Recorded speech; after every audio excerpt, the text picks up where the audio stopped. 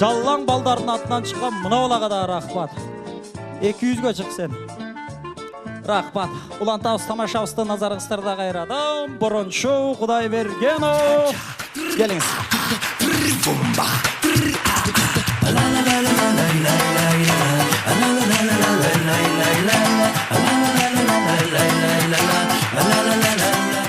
Айраңыздар менен. Играют на гитаре. А с ними клёвый парень.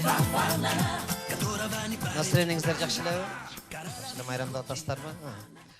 Мен дайыма чыкканда биздин учурда деп сүйлөгөн жакшы көрөм. Себеби биздин учурда бир жакшы нерселерди кармап калганга аракет кылабыз. Бизден кийинки муундарга айтсак, алар өздөрүнөн кийинкилерге айтса дегендей. Биздин учурда демекчи, кийинки учурда мына көп нерсе өзгөрүү болуп атпайбы? Замандын шартына ылайыкташкан. Мен азыр залда отурган ушул алтындай болгон ата апаларды бир сирек кайрылгым келип атат да. Эсиңиздерде бардыр, аябай бир ынтымакта жашачыбыз. Бир нерсебиз кемип калса, кошунаныкынан барып сурайбыз. Кошуна жаман көрбөйт, берет болчу. Аркасынан да сүйлөбөйт. Азыр кошунадан нан сурасаң берет, бирок айтат да сен кеткенден. Кыйналып калган окшойт, жашоо ушундай болуп калды, бечара ушундай да бизден сурайт деп деген сыяктуу сөздөрдү айтышы мүмкүн. Илгери андай сөз болчу эмес. Себеби сен кошунаныкынан сурайсың, ал кайра анда деле бир күнү бир нерсе кемчилик болуп калат, ал сурайт, ошомен ушундай ынтымакта жашайт элек. Апам айтат, бар узун кемпирдикинен барып кант сурап кел дейт. Кошунабыз бар узун кемпир деп коет. Апаныкына барам, чоң апа, ой чоң апа деп кыйкырып атсам, узун кемпир өзү нар жактан келаткан болот. Ой апа кандайсыз, үйдө белеңиз, мен сизге келдим эле десем, ой апа өзүңүз кайдан келатасыз десең, узун кемпир айтат, мен тиги ташыныкынан кант сураганы кеттим эле дейт. А сен өзүң эмнеге келдиң десе, эмне деп айтарды билбей, туз барбы дейсиң го. Бир нерсе сурап алып кетиш керек, себеби баары кайтып апаң эртеси күнү жиберет, алыш керек. Ынтымакта жашайбыз да, ушундай жок нерсени бири-бирибизден алып жашагандык үчүн эриш аркак болуп жашап келсек керек. Азыр бири-бирибизден сурагандан уялып, кредит алып, ошондой болуп атпайбызбы? Азыр акайып, ай кызым, эметте тургулачы, пожалуйста, суранычы. Кичине алаксып кетип атам. Кармай турасыңар? Акайыптын учурунда 27% кредит алган экенбиз. Кийин Бакиевдин убагында 42% кредит алсак, азыр 94% кредитте жашайт экенбиз. Эмнеге? Себеби дегенде бири-бирибизге жардам бербейбиз, бири-бирибизден сурагандан уялабыз. Бар нерсени, жок нерсени сатып алыш керек, сатып албаса бирөөдөн карызга алыш керек. Ушундай болуп калат атам. Апам айтат, кечинде үйгө конок келет. Жок нерселерди айтат. Барып сурап кел. Тигиникинен казан сура, мунукунан мындай дейт. Мен барам дагы Маадамбектикинен барам, казан сураймын. Токтоголоттукунан барам дагы дасторкон сурайм. Ташыныкынан дасторкон сурайм, Шакындыкынан отун сурайм. Анан айыл боюнча магазин иштеткен Алтын тиш деген жеңебиз бар. Единственный ошонун алтын тиши бар, ошон үчүн алтын тиш деп коюшкан. Алтын тиштикине барып конок келет десең өзү билет дейт апам. Алтын тиштикине барып үйгө конок келет экен десем, өзү катып койгон жакшынакай идиш аяктарын берет. Анан жанагы конфет сала турган не деп койчу эле, стеклянный. Хрусталь, хрусталын берет, ошону алып келесиз. Үйгө алып келип, кечинде конок келет деп баарын даярдап коебуз. Кечинде конок келет. Ким? Ошол эле узун кемпир, Алтын тиш, Мадамбек, Ташы өздөрү келет конокко. Эмнеге? Жөн эле сүйлөшүп отурган үчүн, ынтымакты бириктирип туруш үчүн, бири-бирибиз чакырып, эчтен киргенде эле казан берген Мадамбектин аялы, казан кандай экен деп өзүнүкү да деп эле өзү оокат кылып кетет, тамак жасап кетет. Калгандары келишип, дасторконду жайып, сүйлөшүп отурушат. 1 саат, 2 саат сүйлөшүп отурабы, ошол учурда Алтын тиш улам эскерип турат. Абайлагыла чыныны, хрусталды көрдүңөр беле деп турат. Себеби ошонуку да. Сындырбагыла деп турат чыныны. Сындырсаң да таап алат, себеби анын чынынын түбүнө АТ деп жазып койгон. Белгилүү да, Алтын тиш деген белгиси бар.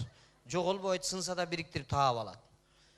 Сүйлөшүп бүткөндөн кийин апам казан бергенне нан салып берет, дабирөсүнө конфет салып берет, ошентип кайра кетет. Мына ошо карап көрүңүздөр, кандай бири-бирибизге бир туугандай болуп ынтымакта жашайт элек. Азыр шаарда кошунаны да тааныбайсың. Кошунаны айт күнү айт тапарайын деп барсаң эшигин ачпай коет.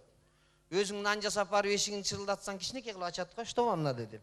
Нанды көрсөтсөң, спасибо, хлеб эс деп жаап алат го эшикинде. Мамиле жок мурдагыдан.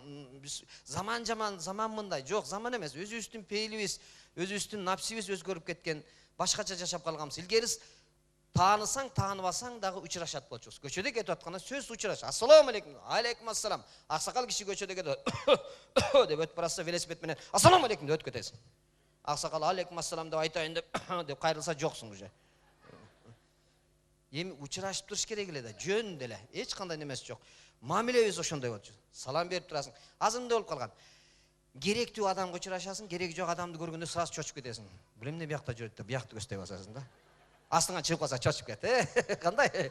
Как жүрөсүң көрүнбөй, сагындырып, ой дос деп. Жазалмалуулук менен жашап калдык. Экиге бөлүнүп калды адамдар.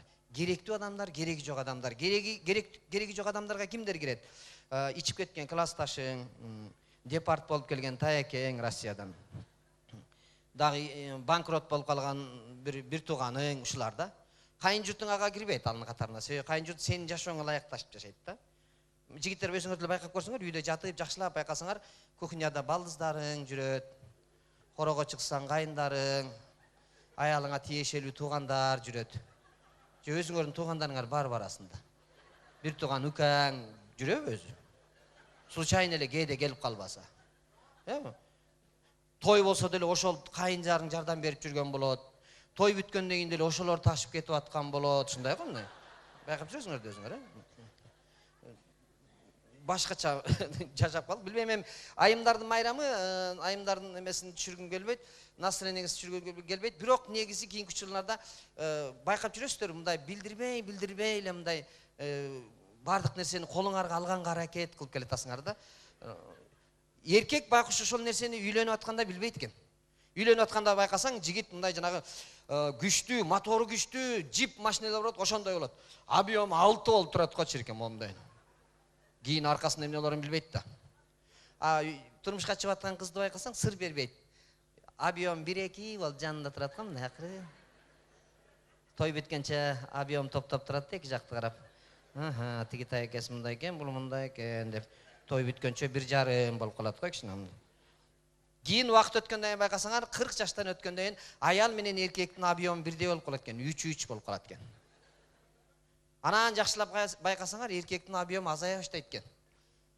2,7, 2,5, 2. Кээ бир аялдар күйөөсүн гибрид кылып ийет го. Расход жок болуп калат го. 1-2 болуп калат го. Эчтекени чечпейт, эч ким аны менен иши жок, ушундай. 1,5 болуп калат го мындай. Аял болсо тескерисинен көтөрүлүп баштайт экен. 3, 3,5, 4 болуп мындай. Өзүбүздөн экен. Үйлөнгөнгө чейин эркекче жүрөт экенбиз, үйлөнгөндөн кийин эле аялдарга жашынып калмай адатыбыз бар. Азыр чоңдор деле көрөсүң го, башына оор иш түшүп калса, шарт этеле катындардын аркасына жашынып калат го. Бирдик болуп калса алдына түртө калып эле. Көрсө аялдар үйлөнгөндөн кийин ушуларга таянып алат экенбиз. Бир жерден барып карыз акча сурай турган болсо деле бар анан эште калып каласың го. Эми сен сурачы, эми сен кыйынсың, күчтүүсүң го, менен неудобно. Аял кирип кеткенче эште күтүп тура сыйыр ичүү. Эшке чыкса астынан чыга алып, алдыңбы? Биз аял алдым деп мондай. Керектүү нерсени дайыма аял алып келип турат экен. Муну таап, тигини таап турат экен, эркек аркасынан алдың деп кое жүрүп.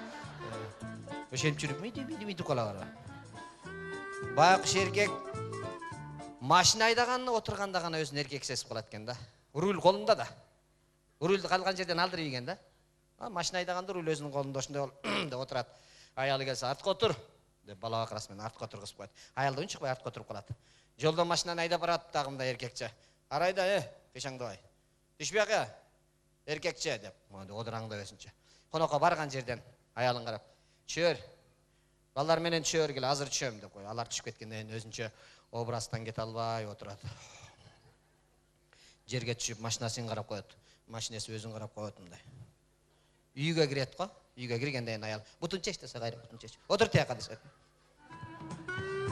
Үйгө шарт рульду алдырып ийет да. Азыр кийинки учурларда байкасаң, аялдар өздөрү машина айдап калды. Эркекти карасаң, жанында аялын окшоп отурат.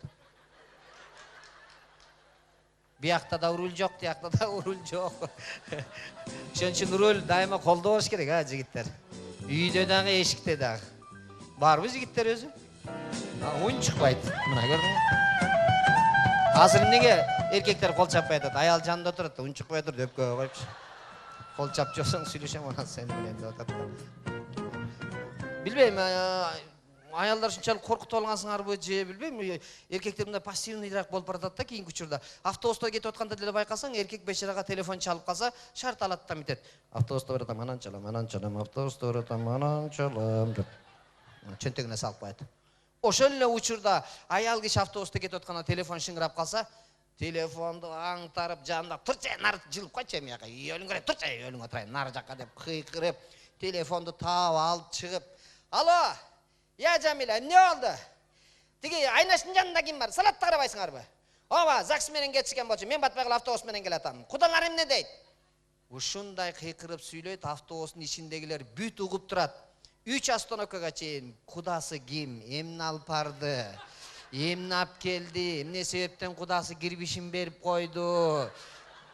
Бүт барын айтат да. Полный угуп отурасың да. Анан аягында митип коет. Мынайына карап, бер жактарды карап. Калган үйдөн айтайынчы, жанымда кишилер бар дейт.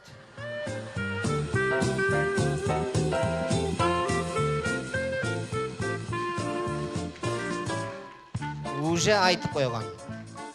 Аялдардын да күчтөнүп баратат, мындай байкайсыздар. Эми кече концерттен бирөө кагаз жазып жибериптир. Биздин аялдарды майрамда эмне аялдарды шылыңдап атасыңар. Эми эркектер жөнүндө эле кемчилигин айта ал десек эле келип сиздерге такалып калып атат да, эми кечирип коесуздар эми. Негизи аял затын табиятын силердин табиятыңарды түшүнө албай эле келе беребиз. Ушундай табышмактуу калк болот экен. Аялыңа мынтип көрсөң жөн деле мындай. Бирдеке айтайын дедим эле, анан эсиме чыгып кетпесин, эстетип койчу деп кой. Эстетип кой деп кой, болду. Не эстеткенди не то что эстетет, жаныңда турат го постоянно. Жана бирдеке айтам деп эдиң беле деп. Азыр бошоюн бирастан айтам десең, да бирастан кеп. Айтпайсың эми деп. Эми кое турчу эми десең. Мен жөндөбү. Ой, сен жөнүндө эмес, барчынары кандай демесиң десең. Да бирастан келет. Баштамгасын айтсаң деп. Кайсынын баштамгасын айтайын? Жүт өтпөйчү кишинин. Бирастан келип. Жаныбек айтты, ал калп айтат дейт. Өзү уга элек, өзү эмне жөнүндө экен билбейт. Ушундай любопытный калк болот да бу. Урушасың да, жөн эле ошентип койгонсуң тамашалап. Тамашалап койдуң десең, балең калдың анда. Сен атайын менен дер, уруш чыгат. Барчай нар деп кетирип, нар жакка кетет, 10 мүнөттөн кийин кайра келет. Таарынган болуп кетип анан кайра кел, анан жаныңа турат. Айтсаң эми. Бар угуш керек да. Ой, жок десең өлдүң анда. Ушундай болот экен да аял заттын мүнөзү. Башкача калк да. Мындай билбейм эми. Өзгөрүп турат мындай бир. Өзгөчө конок келгенде эмнеге башкача өзгөрөсүңөр билбейм. Мына конок отурган үйгө кирет го мындай аял митип. Саламат, кандайсыздар? Кош келипсиздер. Эме дасторкон карап отуруң, алып отуруңуздар. Нанга караңыздар. Салаттан эме вилка жок бекен. Аз мен кухнядан алып келе карайм. Вилка алып койбойсуңар. Айтпадым беле бертиң менен. Жил ал кел вилканы. Кел, вилкадан алыңыздар. Алып карап не болду. Жакшы, настроениечи. Көптөн бери көрүнбөсүңөр, я. Азыр шорпобун, азыр. Тур жабияка жолду тоспой. Жаман жүз өттүңөр деди. Дайрап койбойсуңарбы жантан бери. Эмне кылып жатасыңар? Айвандар. Ой, силер эмес, мен биякталарды айтып атам. Шундай өзгөрүп турат го. Эми аял затын деле туура түшүнсө болот. Бардык нерсеге өзү эме кылат атпайбы? Бардыгына өзү кийлигишет да, биягында өзү даярдайт, биягында өзү даярдайт. Өзү эркекти карасаң диванда отурат го. Ошон үчүн жана эркектер аз жашап, аялдар көп жашаган деле ошо движениядан эле өзүндай. Байкасаңар, аял таң аткандан баштап кыймылдайт, байкап көргүлөм. Тынбайт, эртең менен туруп сага тамак жасап, балдарына тамак жасап, сабагына жөнөтүп, кайра келип анан кийин айылдагы жеңелерчи өзгөчө. Жанталаш тияка жүгүрүп, бияка жүгүрүп, балдарын кирин жууп, кайра нан салып, чалкалап отура калайын десе, аркасында бир баласы байлап алган аны жоолук мененчи. Чалкалап да отура албайт го, бир жерге барып жөлөнүп кичине салып алат. Кайра баштайт. Эми баарын бүттү дегенче күйөөсү кайра жумуштан келип калат. Кайрага тамак берип, ушундай го. Айланып эле жүрө берет го. Ошон үчүн балким нервистетип калар. Кээде мен ойлоп калам ушул аял затына кече айтат бир байкебиз айтат. Жеңеңе эмне подарка берейин деп менден сурайт тамашалап. Мен айттым, жакшы подарка сиз бүгүн жанында болбой эле койбойсузбу дедим да. Эмнеге дейт? Эми жарым саат бир подарка берген менен кайра 5 саат нервиң жейсиң да дедим. Яне мен аны тынчыраак башка бирөө куттуктаса жакшы болот деп. Эркек өзү негизи башка бирөөнүн аялын жакшы куттуктайбыз, чем өзүбүздүкүнө караганда. Чын мойнуңа аш керек, туурабы? Башка бирөөнүн аялына көчөдөн жолугуп калсак, кандай аш жакшы майраң менен деп, эле айткан манераларыбыз, кыймылдарыбыз, эле эсиң өткөрсөң досторуңду кээдечи. Эдиреңдешип, кыздарга чалса, кыздар канчалык күттүрүп неме кылса да чыдашып, элечи. Антпесен үңүрөңдөп турабыз го, тура. Анан эмнегедир уш эркек үйгө келип, көчөдөн келип эле анан үйдүн эшигин кармайт го тутканы. Ошондо эле настроенияныз чыгып болот. Согушка келгенсип. Өңүрөйүп. Эшикти ачканда да кынч этип ачып киргенден дүп жаап. Албайсыңар батинкени. Качан болсо ушу. Тамак барбы? Кыйкырып. Тамак барбы десең, аялың ар жактан чыгып, келдиң, тамак бар дебейт да, туурабы? Өзүң сурооңго жараша жооп берет да. Тамак барбы десең ар жак. Өлүп баратасыңбы? Эшиктен кире элек жат. Отур жуун. Берем да тамакты. Ушундай ответ болот да, туурабы? Сурооңго жараша. Андай болбош керек да. Эркек деген көчөдө наоборот болуш керек да. Көчөдө жүргөндө настроение мындай. Үйгө келатканда кыз келинге карабай түз келиш керек.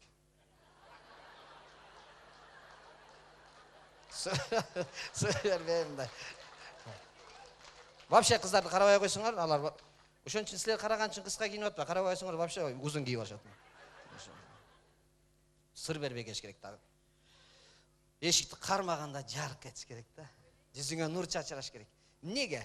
Себеби үйдүн ичинде сенин өмүрлүк жарың, сенин келечегиң, балдарың, чындап сени сагынган, сени жакшы көргөн, жүрөгүнөн жакшы көргөн адамдар үйдүн ичинде. Ооруп калсаң да аялың башыңда отурат, ошол досторуңдун бирөөсүн таппайсың. Кыйналып калсаң да балдарың чебелектеп жүгүрүп жүрөт.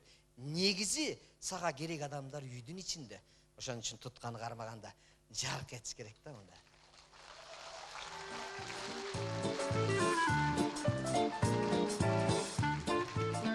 Эшикти кармаганда жарк этип эле эшикти ачканда эле балаң жүгүрүп чыгат ар жактан. Жүгүрүп чыкканда эле бисмилля аттап туруп эле деп балаңды карап эле ананайым баласы, баласынан карачы, ананайым баласы деп эркелетип атып, ошондой кубаныч менен тамак барбы аялым деп мындай карачы. Мындай сүйүнүп турабы, Кубаныч сүйүнүч менен сурайсың, тамак барбы аялым десең, аялың нар жактан кухнядан чыгып, тамак бар деп ошо. Кандай кубаныч менен тосуп алат, турабы? Сүйүнүп. Кандай мамиле кылсаң ошого жараша болот да, турабы? Кандай дейсиңер? Биринчиси жакшы экен, же экинчиси жакшы экен? Экинчиси жакшы, Экинчиси жакшы дейбиз, азыр концерт бүткөндөн кийин кайра биринчисине түшүп алабыз. Концерт бүтөр менен акелерибиз турат да. Балча тезирээк, балча машинаны жылта мени. Эсиң ооп отур, болчу десең, жеңемелер аркасына ичип алайын. Жана борон айткан эсиңен чыгып кетип калды.